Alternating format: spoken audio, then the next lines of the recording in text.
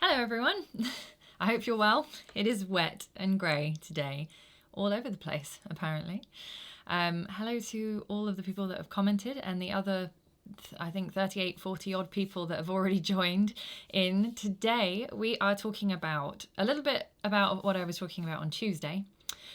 Because I ran out of time. Just suddenly an hour had gone by and I still hadn't covered everything. Just a little bit, I wanted to talk about autofocus. And also just some stuff on customization and how you can hopefully best customize your camera. Blustery, wet, sunny, wet. It's like so many, yes, precipitation going on. It's amazing. The sound, I've got the sound on. I'm hoping that I've got the sound on because I've been making sure that everything is there and doing what it's supposed to be doing. Thaddeus says that there's... Oh, there we go. Maybe you muted me. Who knows? All right. So, as per usual, if you're just joining us for the first time ever, and where have you been for the last few weeks, please do subscribe if you are not already a subscriber. And do make sure that you have signed up for notifications by hitting the little bell icon. Stormy in Manchester, goodness me. Yeah, it's a bit blustery today for sure. And then also... If you, Thaddeus very kindly just added some coffee fund money to the PayPal account, but if you want to do it while we're streaming, then you can hit the little super chat sign, which is the $ sign, and do a little contribution to our coffee fund. I was in the shop, the actual shop yesterday, answering some phone calls. So I did speak to some of you, which was fantastic. And I took a donut from that coffee fund. It was a well-deserved and much-needed donut while I was busy processing orders and things like that. I am back in the virtual secondhand department today. So I'm not actually in the shop, but you will be speaking to one of my colleagues. If you do call up, there will be someone there. We do try and do a little bit of a rotation so that we're doing the social distancing but still managing to get things done, because it's quite difficult sometimes to get everything done from home, so as you can probably imagine. Lots of people joining. Hello. All right, brilliant. So someone mentioned, very interestingly, a comment on my last stream about the back button autofocus on the Z cameras. And I thought I'd better bring this up in a little bit more depth, because the way that we're accustomed to using DSLRs and their autofocus systems is that all the points are clustered in that little bracket in the middle. Z cameras, as I think I mentioned, are very different. Your autofocus points are across the entire sensor. So it depends on how you shoot as to what's going to be more useful for you. If you are a person who focuses and recomposes, as I often am, then back button focus may still be more intuitive because you're disabling the autofocus from the shutter button so it doesn't refocus when you go onto a new subject. But if you're a person that moves around your AF points, then it actually makes more sense to have your thumb free and toggle those AF points around than to use the back button, particularly on the Z cameras, because you have the entire sensor accessible in terms of autofocus points. So if you are using a Z camera and you're not sure, do try out both methods. I thought I'd mention it. Goodness me, I've just had like all this flash of blue from the super chats. Thank you so much to Michael, Nick and Terry. Thank you, Terry. Terry made my day this morning. He left me a very, very kind message on my Instagram. He had finished one of my books, the third one in the trilogy that I've written. I'm just going to do a little shameless plug here. I hope you don't mind. I've written some fiction books. I do have an Instagram account just for that stuff. So I usually keep my photography and my book writing quite separate.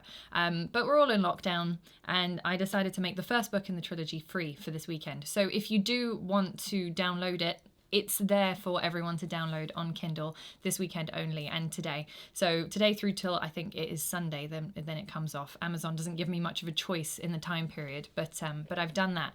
So I'll pop a link in the video below. If you do want to read some fiction, it is obviously fiction. It's not about cameras, but you might find it fun. Terry, thank you so much for both reading them and leaving a fantastic review and absolutely making my day this morning by sending me that lovely message on Instagram. I'll also be doing a Q&A later on Instagram, which I've never done before. I'm not used to talking about my writing. I get completely camera shy when I talk about my writing. I'm completely fine talking about photography. So if you have any questions for me, hop over to my Instagram. You can drop me questions there. Anyway, there we go. That's a complete aside.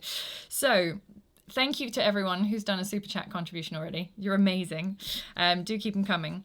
All right, so another thing that I wanted to mention on autofocus points, but also that ties in quite nicely to our customization, is if you felt when you were watching the stream on Tuesday, perhaps a little bit overwhelmed by the choice of autofocus modes, you've got an option on a lot of cameras, not all cameras, unfortunately, but certainly on the pro and the higher end kind of bodies, where you can actually limit the number of AF modes you have to scroll through.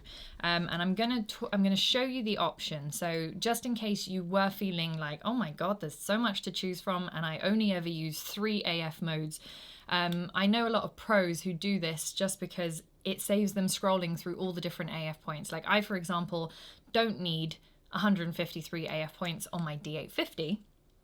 So what I could do, which I haven't done, but what I could do is go into the autofocus menu here, and you've got menu option. I'm going to put it down there. A9 on the D850. It's limit AF area mode selection. And what that allows you to do is actually untick, you can kind of see it there, hold it in the right direction, Becky. There we go. You can turn off the points that you don't use. So if you never use 3D tracking, or if you're never going to use 72 AF points, you can turn them off, even if it's temporarily, just to save yourself scrolling through them. Because if you're out in the field or you're on a shoot and you're finding it so distracting to have all of those options, you can turn them off. I find that quite useful.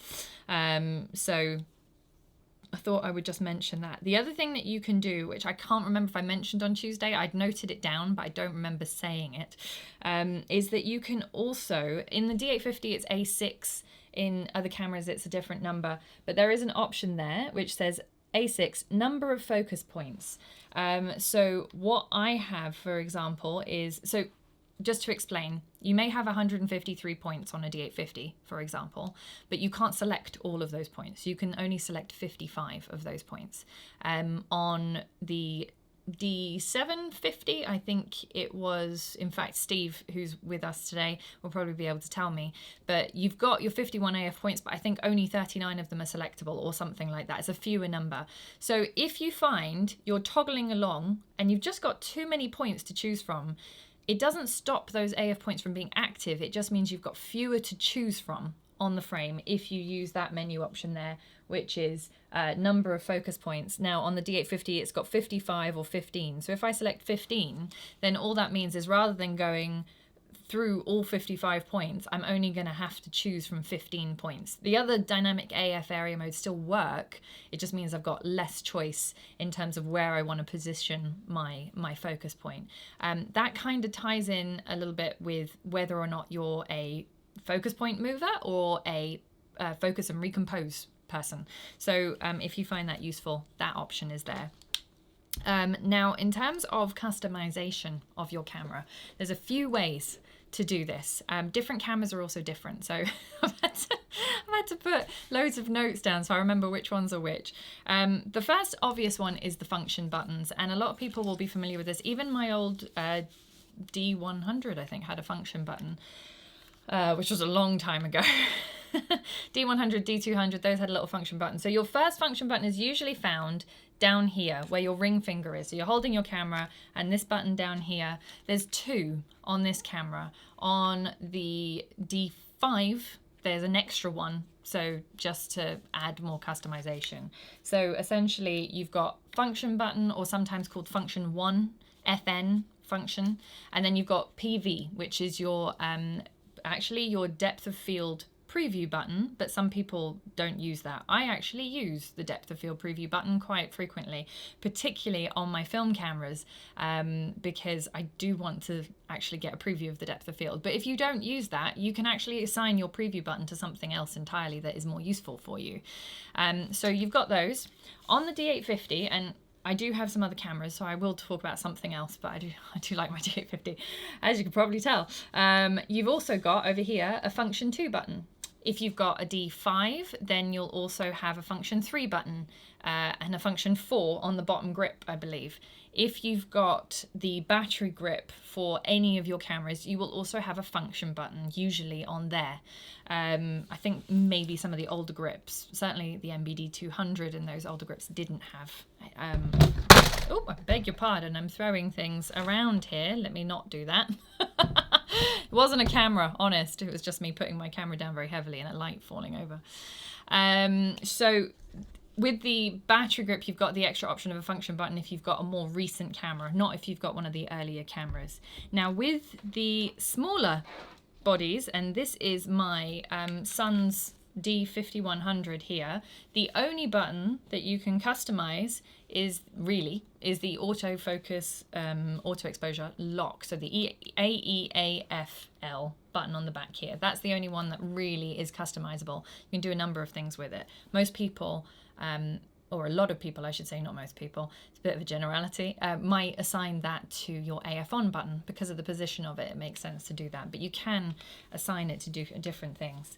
And then lastly, on the Z cameras, you do also have your function buttons. You've got function 1 and function 2 over here. So that's button customization. Now, what can you do with these buttons? Well, it does vary a little bit from camera to camera. Nick is saying, oh no, Terry says uses function button for ISO. Yeah, that's definitely a good use. 750 has setting options for 51 or 11 points. There you go. I thought it was fewer than that, so thanks for clarifying that, Steve. And then the focus point move is great for tripod work. Yeah. Definitely. If you use a tripod, it's very awkward to focus and recompose. Not impossible, but a little bit of a pain, particularly if you're using, if you're trying to be completely straight, which you probably are, then focusing and recomposing is going to be awkward. That's all right, David. I forgive you. You're going to have to catch up later for the bits that I talked about that you missed out on. Maybe you can just watch those first 10 minutes or something in an otherwise idle moment. Anyway. So in terms of what you can do with the function buttons, I'm going to give you some ideas. I'm not going to tell you absolutely, set in stone, this is what you have to do. How do you set these up? Well, it's in your custom settings menu, which is the little pencil icon. I hope you all brought your cameras. The pencil icon is four down from the top in your menu, and you've usually got it separated out into like autofocus, shooting, display, bracketing, flash, etc. F controls it's always F controls, and then they've managed to keep them consistent from model to model. Sometimes the wording varies a little bit. On older cameras, it will say sort of F1 assign FN button, and then it will say assign PV button, and then assign blah blah, and it will give you all the different buttons you can assign. With newer cameras like the D500, D5, D850, D780, I think that's it for now.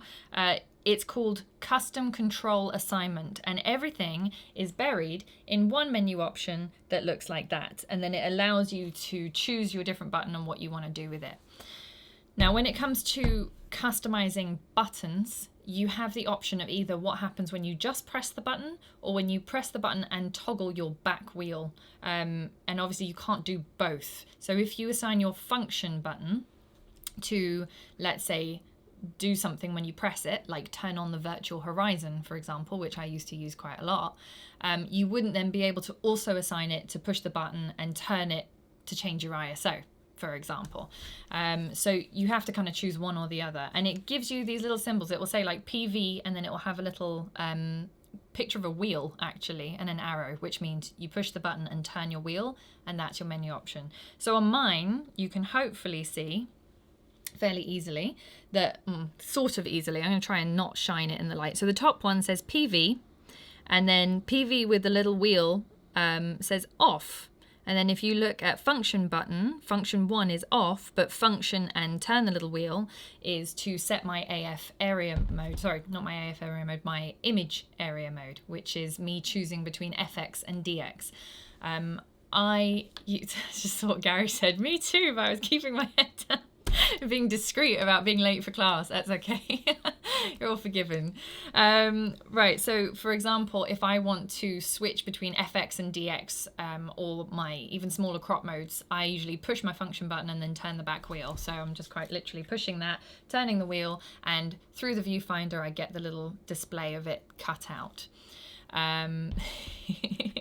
Now, with the depth of field preview button, for example, that's not a push and turn your wheel. That's you just push the button and it gives you the depth of field preview. So you've got the choice, either or, and different functions will be useful for different things. So PV and function are the most common ones. Function 2 on the D850 by default is just to star your photo. So you basically in playback, if you want to save that photo or label it if you like. Same kind of system as you do when you're in Lightroom or any editing software where you want to you want to rate your photo, then you can do it that way. AF on for me is set to AF on, as we talked about the other day. This little toggle here doesn't exist on a lot of cameras, but this can be used for other things. I use it for just assigning my focusing point, but for example, you might want to make it some other function. And then you've also got, and as Andy pointed out the other day, you've got the lens function button, which has to be assigned. So you do have to assign on lenses which have their own little buttons on them. Here, there we go. You do have to assign those in your camera so the camera knows what function those buttons perform. On the Z cameras, some of the pro lenses, like the 24-70 2.8 S, Z, S-line Z, you know, that one, has a function button on it as well, and you can do a number of things with that button. So that's also customizable through the camera. You have to set it through the camera so that the camera knows what to do with that function button on the lens. Doesn't matter if you then take that lens and put it on a different camera. If the different camera hasn't got it set up, it's not going to do the same thing. So basically the camera is the thing that controls what the lens function button does. Using the word function a lot here today. I wish someone had a little counter for how many times I'm going to say it. Right, so that's on the D850 with your function 1 and 2. With the little 50-100, just as an example, because some people do have DX cameras or sort of slightly lower end cameras, it's the same concept. Let me just turn it on. You go into the menu, and then in your custom settings menu, you've got F, which is controls, and the controls menu for the D50-100 is absolutely tiny. It's just a few things. So you've got assign your AEF lock button, and then you've got a few others. Another thing which is in that same menu, which I did also want to talk about because Andy mentioned it the other day, and it's a good point.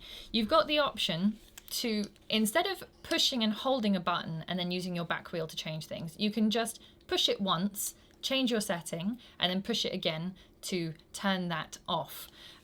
So for example, if you wanted to change your ISO and you didn't want to have to push and hold the ISO button while changing it, you've got this option in the controls menu, which is in the D850 and the Z6, it's called release button to use dial, which means that the dial only works once you've let go of the button. So for example, I push the ISO button, I let go, change the ISO, and then I push it again to tell the camera that I'm done. If you find that useful because you find the ergonomics of pushing and holding something a bit awkward, then definitely have that set up. So as I say, it's F6 on the D850 and also on the Z6 from what I looked at. So that could potentially be useful for you. Now, the other type of customization, apart from setting your buttons up to do things, on the Z6, Z7, Z50, and also on the D7000 series cameras, D600 series, and D750, you've got these little options up here called U1 and U2. Let's shine the light in the right way. There we go. U1, U2, and on the Z you've got U3. On the DSLRs you've only got 2. So I touched briefly on this on Tuesday, but I wanted to kind of expand on it a little bit because someone had, I think it might have been David actually, someone had asked me what settings I start off with, or do I reset my camera before I go out on a shoot, or do I find that I'm on a shoot and realize that I've had it set up for time lapse and I'm now in the middle of a sports shoot or something. Something that's happened to all of us, hasn't it? When you go out and you think, oh yeah, I'm going to take this great shot, and then you realize that you've got it on a 30-second exposure and you think, what was I doing? A few days ago you'd had it set to something else. So the very quick way to fix that is to reset the settings on your camera. But if you don't want to do that, and I don't blame you if you don't want to push, because these two green buttons that I've talked about, I think I did a YouTube video, or maybe Constantine did, back when our YouTube channel was very young. We did a little how you reset everything. It was Constantine, I remember the video now. And so you'd push and hold those two green buttons and it would reset just the basic shooting options, which includes whether you're shooting in RAW or JPEG. It resets your basic shutter speed and aperture. It puts everything back to program. It resets the ISO and turns off auto ISO usually on most cameras, and a few other, and resets the white balance and stuff. So usually if you're in a bit of a pinch and you don't know how many random things you've changed and you just want the camera to go back to basic shooting mode, you can push and hold those two green buttons for 3 seconds and then it will just give you a very basic reset. To save you doing that, however, if you're a bit more organized, you could spend a bit of time actually just programming in your user settings. And what that will allow you to do is pick your preferred shutter speed, aperture, mode, white balance, quality of shooting, ISO, focus mode, like everything that you would shoot and change normally, you can set it as a default, and you've got 3 different defaults to choose from. So let's say for, as I kind of touched on the other day, let's say you do a lot of wildlife, but you also do landscape and you also do portraiture. Let's say you've got those 3 different types of genres that you tend to do. I always found 2 a little bit limiting. So when I had the D750, I would always go, oh, landscape and macro, but actually I want to use portrait, but actually, and sometimes the settings were similar enough that it didn't matter, but having 3 is very, very useful on the Z6. Oh, yes, thank you, David. I'm going to have a look at that afterwards. There's a longer comment than I can read in a few seconds. So if you, for example, wanted to pick your landscape mode and your starting aperture is always f8, your starting shutter speed is always 125th of a second, you're always on, or you always start with ISO 400, your metering is always matrix, your focusing is always single point AFS, and your white balance is always auto, let's say, or sunny. You could set all of that up on your camera, and then you go into your menu. Once my camera cooperates, go into menu, thank you. And then you go to your setup menu. And in your setup menu, when my camera is cooperating, so it's very sensitive today, sensitive little flower, here we go. So when you're in your setup menu, you've got just the second option down there says save user setting. So let's say I'm happy with, and I've chosen that I'm in manual, but let's say I wanted to choose that I'm in aperture priority. All of that stuff is saved if you then save that user setting, and it allows you to choose whether you want it to be 1, 2, or 3. So let's say 1 is your landscape. You've saved that, job done. So next you change your settings and then you turn the camera off. Once you flick back onto U1, it's going to default to whatever you had it saved as. It's not going to change to whatever you saved it to, which is very, very useful if you have a tendency to kind of tinker around a little bit and then forget what you changed. There's other ways to fix that as well, and I'm also going to talk about that in a minute.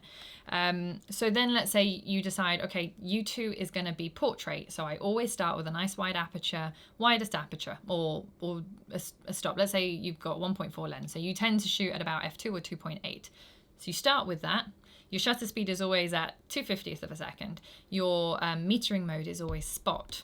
Your focus mode is again AFS or maybe AFC. All of those little things you can then save into U2.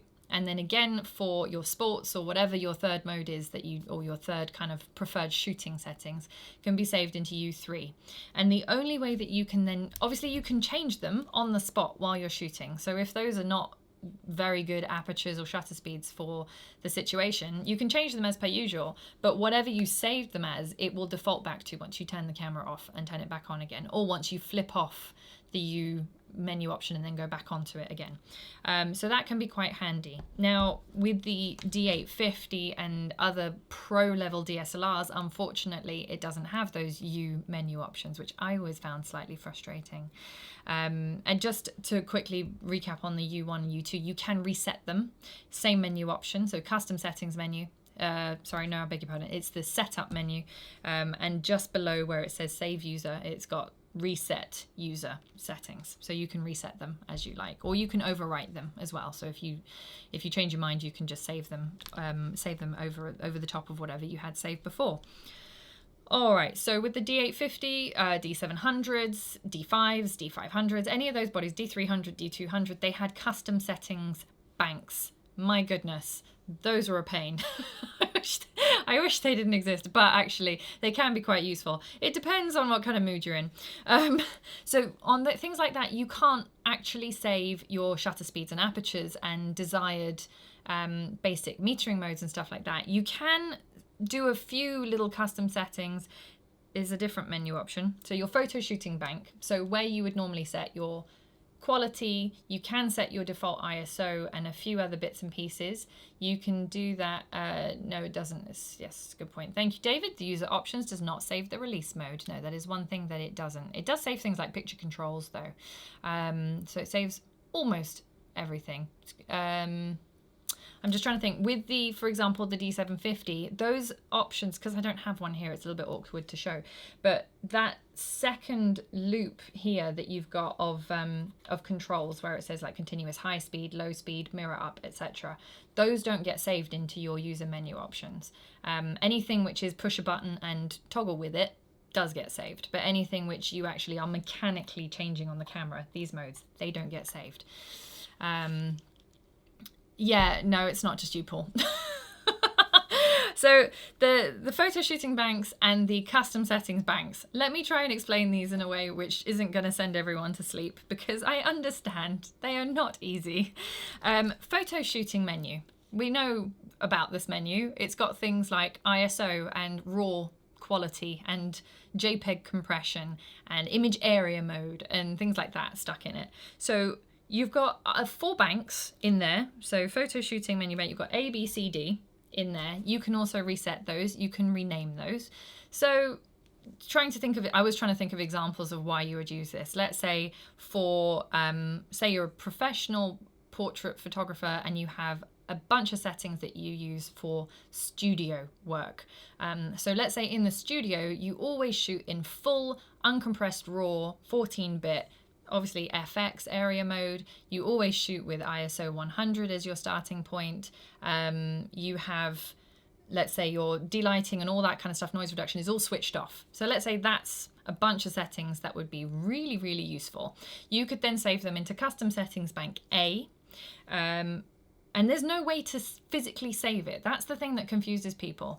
Basically, you just change all your settings and then you leave them alone in A. You can rename A. Then let's say you want to start over with a different bunch of settings. You'd have to go to bank B and then start changing your settings. The problem with the banks, there's a few problems with the banks. I think this is completely opinion.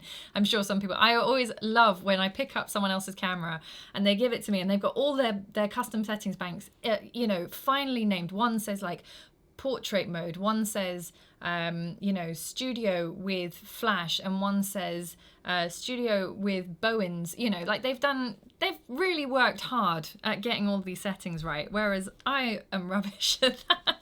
And I tend to change things on the fly and then just remember what I changed. I'm going to show you a shortcut for that in just a minute. If you are like me and you like to do everything by the seat of your pants, then I have a tip for you for that. So with the photo shooting banks, you've got A, B, C, D. You basically got 4 different options to change all of those. They don't correlate with the custom settings menu. So once again, you've got to go to the custom settings menu, which is the pencil icon, and you've got your own set of banks in the custom settings menu. So you can have basically not an infinite, I can't do the maths, someone else is going to have to do the maths for me, but you've got a lot of options between the photo shooting menu and the custom shooting menu of customization, which you may get lost in. And I don't blame you if you do.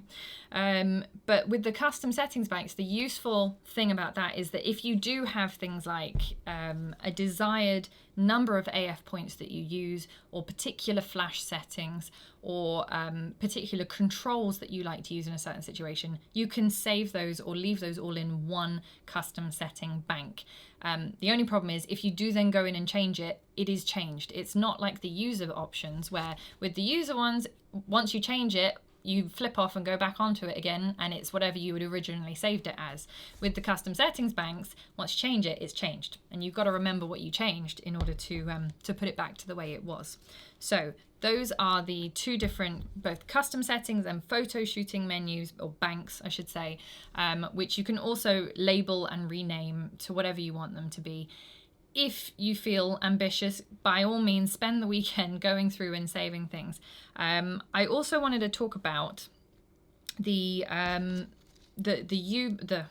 going to get the word right now, the My menu and recent settings. So this is, oh, thank you, Richard. Oh, thank you so much. There's Norwegian something. Thank you. I hope you're finding this useful and that I'm not getting too tongue twisted, because there's so many little differences between these different terms. So hopefully you're all tracking so far. All right, so Z cameras and DSLRs have those two different custom banks, and then obviously the 750, the D7000 series cameras, D600s, etc. Those all have those U1, U2 options as well. The other thing that the Z cameras have is the I menu. Now you can actually customize the I menu, and I would recommend doing that if you are an owner of a Z camera, and you may well have already done this, but this little I menu, when I'm not accidentally pushing buttons, will come up for me there. So this little quick menu selection is also on the D5600 and a couple of other of those smaller cameras. And if you customize that, then you've basically got very quick access by touch control or using the buttons of the options that you change the most. So for example, I keep things like focus peaking in mine, and also what quality I'm going to shoot at, and also the picture controls. All of that stuff is in my I menu because that's something I use quite frequently. And I would recommend doing that. So again, that is in your custom settings menu under F controls. And you've got those two options there. The first one, let's get the light right, customize I menu is the first one. And then the second one, much like the D850, custom control assignment also allows you to assign function 1, function 2, your AF on button, your little toggle button that's on the back here, this one over here. I menu is invaluable. Yes, it is. It's very, very useful. Also, the movie button can also be customized. So if you've got a camera which records video, you can customize that for stills, because obviously you don't use it when you're shooting stills. So you can actually ask it to do something else when it's shooting stills. When you're in video mode, it will shoot video. Some people actually have a different set of customizable settings for their movie mode. My goodness, I'm not gonna get too involved in that, but basically, again, in the custom settings menu, turn it on again, under G movie, sorry, I said 6, it's because I'm pushing the buttons on the front, that's why it keeps not cooperating. There we go. Under G, again, you've got customize I menu and custom control assignment just for movie. So you can actually do all kinds of things just for video and then separately just for stills. All very, very useful stuff. So apart from being able to customize the function buttons and stuff, you've also got that. So if you do want to, for example, set that to something you use quite a lot, then you can use the movie button for its own thing. Right, one other button that I want to talk about before I talk about the My menu and the recent settings is the OK button. The OK button or the center button, because on the DSLRs the OK button is actually a different thing, and that confuses people as well. So on the DSLR, as you can see here, sorry, let me get the angle so I can see what I'm pointing at. This is the OK button. That's not what I'm talking about on this. What I'm talking about is this little center button here. By default, this is set so that when you're shooting and you accidentally move your AF point, you can push that button in the middle and it will just take it straight back to the center for you. That's very useful. With older cameras, and not all of them would do this, but with older cameras, normally when you push that center button, it would then, during playback, it would give you a kind of zoomed out thumbnail view of all your pictures. That used to drive me insane. But what you could program it to by going into your custom settings menu and assigning the center button is you could set it so that it would automatically zoom in on your picture, the one that you're looking at after you've taken it, so in playback basically.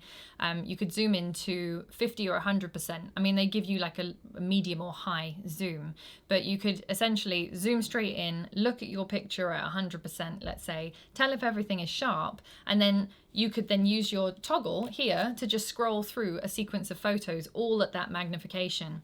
There were a couple of cameras that didn't have that, and I found that really bizarre, but Nikon cottoned on to the fact that people actually like that and they use that more than the weird thumbnail view thing. So now, straight out of the box, the D850, the D780, and I believe the D500 and the D5 all have that center button. So when you push that center button while you're playing your picture, have I got a memory card in here? Yeah, I do.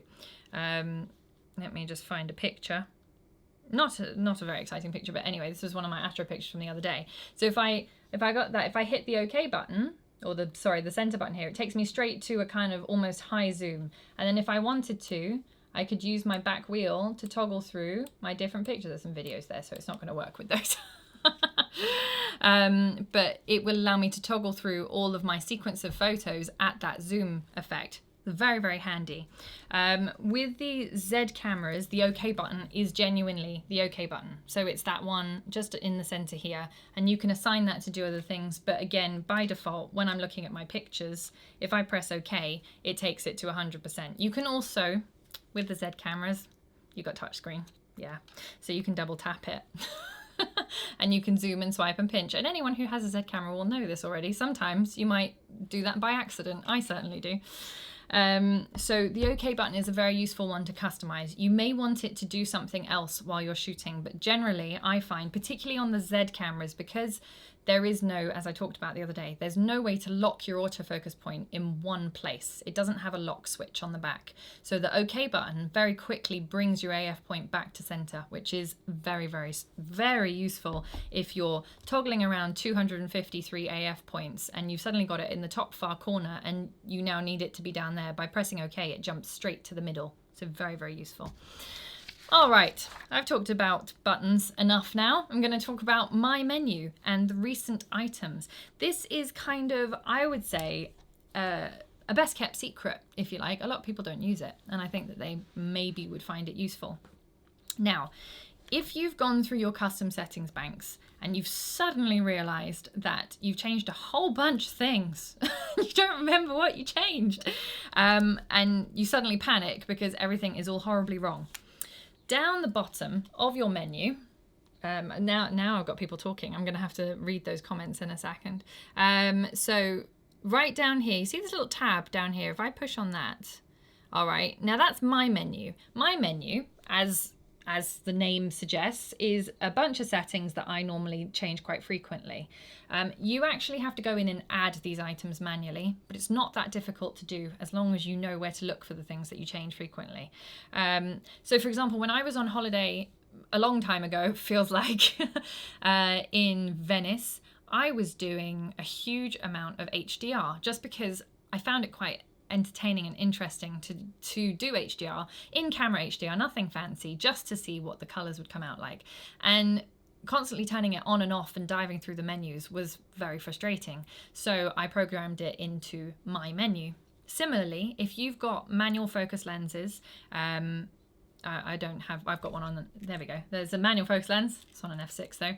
Then you might want to very quickly tell the camera that you've changed lens, so non-CPU lens data, as I've talked about in some of my other videos. So that's a setting that I use quite frequently. Other things that I've got, for example, that I use all the time are connect to PC or connect to smart device. I use SnapBridge and the Nikon wireless utility fairly frequently. So, and also I turn airplane mode on because airplane mode actually switches off all the Bluetooth and stuff and stops you from draining your batteries. So all of that stuff I find very useful. So I saved it rather than diving through the menus. I can dive through the menus if I really wanted to, but I've saved it all in there. And you can see down the bottom it says add items, remove items, and then you can rank them so you can move them around depending on what your priority is. Now here's a neat trick. Whatever's at the top of your My Menu, you can actually save your function or depth of field preview button to go straight into the top item on your My Menu. So for example, if my item should be non-CPU lens data, and it is. So that means that every time I switch my manual focus lens, I have to tell the camera what the lens is, otherwise I get an incorrect aperture reading, and the EXIF data is slightly incorrect as well. Not to mention what it does to the metering. So it's always a good idea to set the right lens when you change lens on a digital camera with a manual focus lens. So what I do is I don't have it on this camera at the moment, but I do quite frequently change it, is have my function button then set to access the top item in my Menu, which means rather than fiddling about and digging through the menu, I can just push that, select the lens, and then away I go. A few people who bought the DF very early on were asking me how to do this because they had gone from film to digital, and the DF was their only digital camera, and they were going, how do I make sure that the camera knows what lens it is, and menus, and I don't like them. And I completely understand people who don't like all the menu stuff. So I would just program that in for them, so all they had to do is push the function button and then they could select their lens. Similarly, you might want to set it so that it shoots black and white or something else, but anyway, I find it quite a useful setting. So that's My Menu. But then you've got, and this is sometimes, I don't think people don't realize it's down here, right down the bottom of My Menu. So I've got that screen there. There's my contortionism for you. Right at the bottom, that actually says, believe it or not, you can't see it, but it says Choose Tab. Now, if I press that, it then changes or gives me the option to choose between My Menu and Recent Settings. And I can look at all of the settings that I recently changed. I haven't actually changed any settings while I've had this camera on this time round, so I've got nothing to show you there. But let's say you'd accidentally changed how you control your focus. Some people put on back button focus and then they forget how to turn it off. Or they set up some kind of metering mode, or they shoot in RAW but they aren't prepared to shoot in RAW, or they change the quality or something, and you've forgotten where the menu option is. But if you go into My Menu and then you go right down the bottom and choose Tab and change to Recent Settings, it will show you all the stuff that you recently changed, and then you can go back into the last one you changed. It's very, very handy. It's kind of like the history tab on a browser. That's what I would say. It's like, because then you remember, oh, that's what I changed 10 minutes ago and forgot, or changed, whenever I started shooting and forgot about. So that's just a little, let's say, handy tip, cheat code for people that, like me, don't usually read the instruction manuals. Now, let's just have a very quick look at these comments. So, on the Z, thank you, Richard. On the Z, you can set the toggle button to center focal point and use the OK button to zoom. Fantastic. I've never used that. That's really good to know. So, Richard is basically saying you can use this one to do the center button. So this is the little toggle here, so make sure you can see it, and then instead you're using the OK button to zoom in while you're shooting, because of course the electronic viewfinder allows you to zoom in while you're taking a picture. So that's very, very clever. Nick says OK button's great for histogram and playback. So yeah, you could also do it for that. You can toggle even without magnifying. So on some cameras, yes, on some no, actually, Nilo, but that's a good point. Yeah, on some of the new ones you can toggle. On the Zs you can, for sure. Al doesn't like the touchscreen. You can turn it off. So if you do end up with a Z, Al, you can actually turn off all the touchscreen stuff if you hate it. Nikan brought my wellies when I visited Venice. Yes, when I went to Venice, it poured with rain for the solid 3 days that we were there. Poured with rain. It was the wettest I think I've ever been. Yeah, no problem, Kevin, on the airplane mode to save battery power. Quite a lot of people ask me about battery life on these cameras. When I first, Nikon lent me a sample D850 and the serial number said sample, had no serial number. It used to eat through batteries like nobody's business, and the only way to turn that off was to put airplane mode on. If I left the battery sitting there in the camera in a camera bag for a week, it would be dead when I picked it up, whereas that doesn't happen with obviously non-pre-production model cameras. It was obviously, a kind of factory production model. But the airplane mode is very useful. Same with the D500. If you're suffering with the D500, that is another tip for that. Thomas says, I like pressing the joystick to set the AF point back to center on the Z6. That way I can have the OK button remain as one-to-one zoom. Yeah, so Thomas is reflecting exactly what Richard said. That's a very good use for it. I hadn't really thought about doing that. I'm a creature of habit. I like to set everything so it's all the same. What happened to the D850 firmware support for CF Express cards? Yeah, I don't know yet. We've put on order CF Express cards. Our supplier hasn't supplied them yet, so I wonder if Nikon will do the firmware update when they're more frequently available. But it will happen. I've been told it will happen. Never been to Sorrento, Terry. I should try that next time we're allowed to travel. Thank you to Nick Can. I keep forgetting your name. You told me before, but thank you for your contribution to the coffee fund. I will definitely enjoy that once the stream is over. All right, so now I've talked about the My Menu and recent items. I just wanted to touch on, and this is not going to be a lengthy talk by any means, but I just wanted to touch on the Retouch menu. Sorry, laughing at my own jokes again. So the Retouch menu is quite useful if you need to very quickly crop in camera. If a little bit like me, and I will be honest, a lot of the stuff that I post on social media, in fact, the vast majority of it, I don't edit. I try and get it right in camera first time.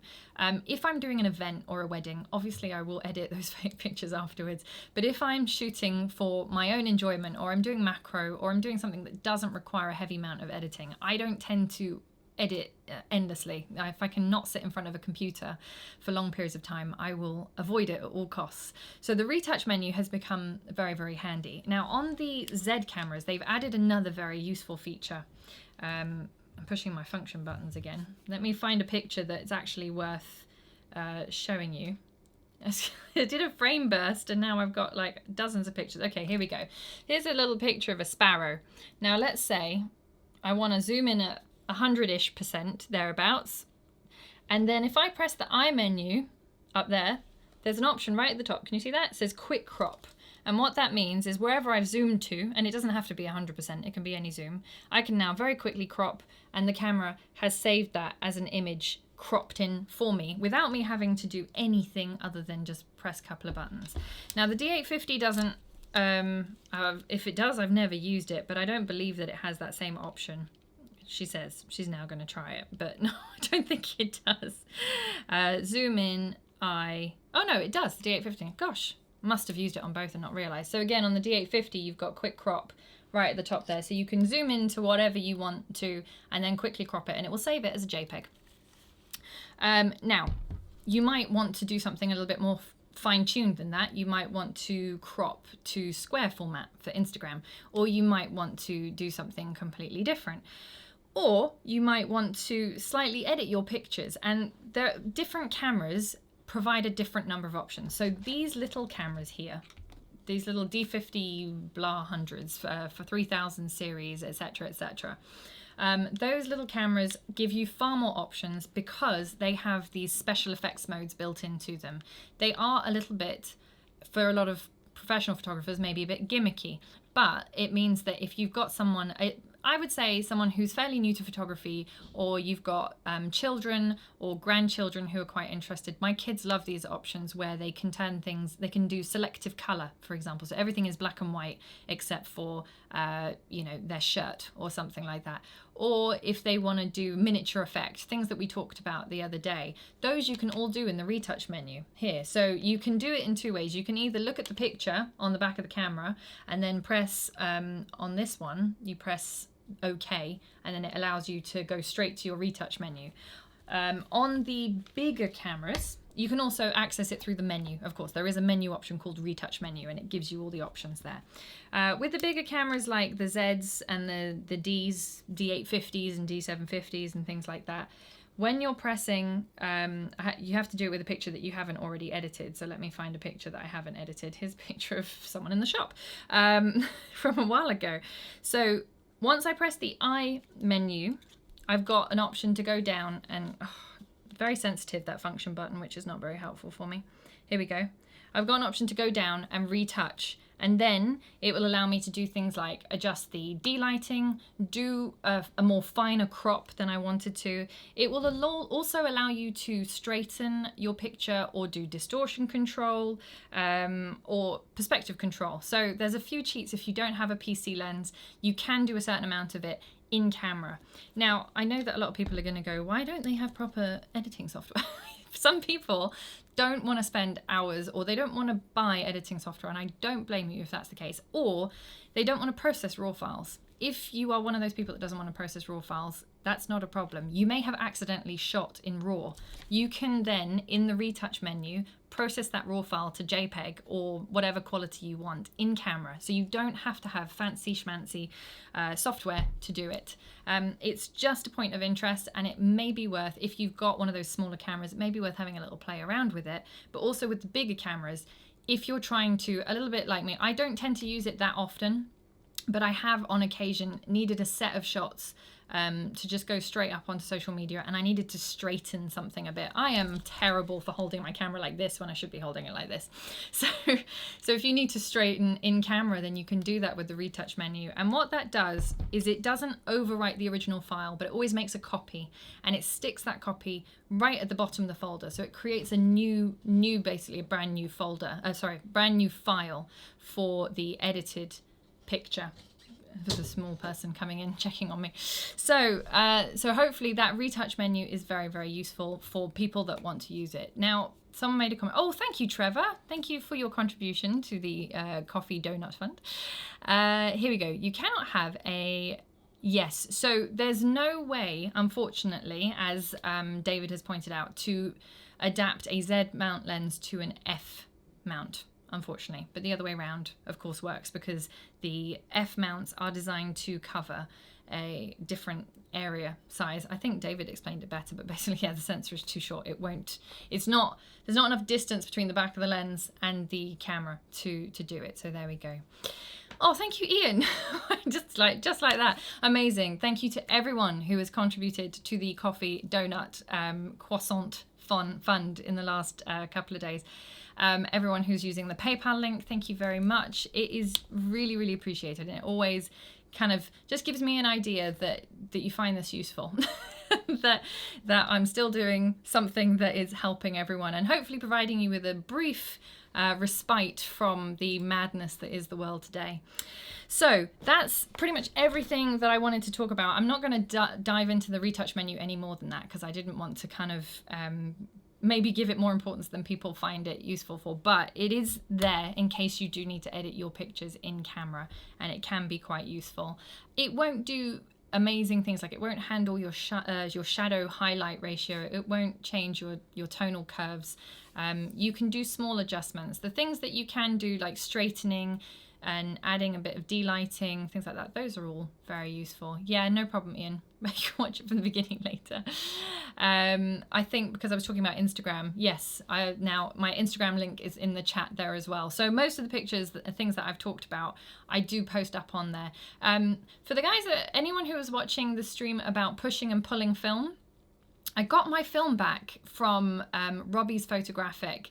I was pulling a roll of 400 ISO street pan. For anyone who's tracking, for those of you who are watching, I think it was last week or possibly the week before. It's all a bit of a blur, but I was pulling a roll of street pan.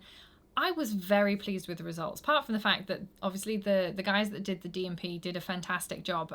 Also just the differences in but tone and shadows that you get from pulling film is quite interesting. So if that's of interest, some of it's up on my Instagram, and I'm going to keep posting photos from that later.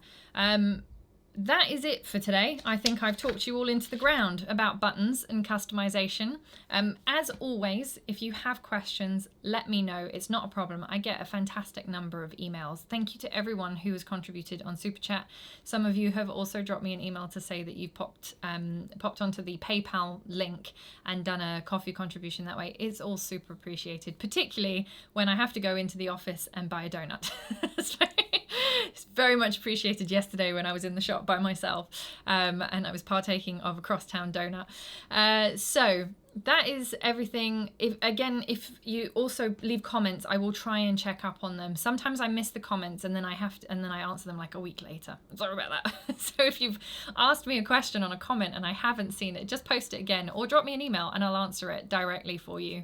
I'm compiling next week's streams. It looks like, what is next week? It looks like we're going to have another full week of lockdown, and I think the week after we might have, the end of the week after we might have some reprieve. Who knows? In the meantime, I am going to keep going with these streams, so by all means, just ply me with questions. It's no problem. Thank you, Gary. Thank you so much. I know you were a little bit late to the beginning. You can watch back the beginning a bit later once I finished here. Yes, that's it. I will see you next Tuesday. Stay safe and well, everybody, and I hope that you found this useful. And I hope that you do have a little bit of sunshine. I think there's some sunshine coming at the end of the weekend. Just a reminder, you can download that book for free. We've popped a link down the bottom of the stream, so if you do want a copy of it, it's free this weekend only. It's just a bit of fiction and a bit of light-hearted fun, really. But there you go. That's for you. All right, stay safe, everyone. Take care. Bye.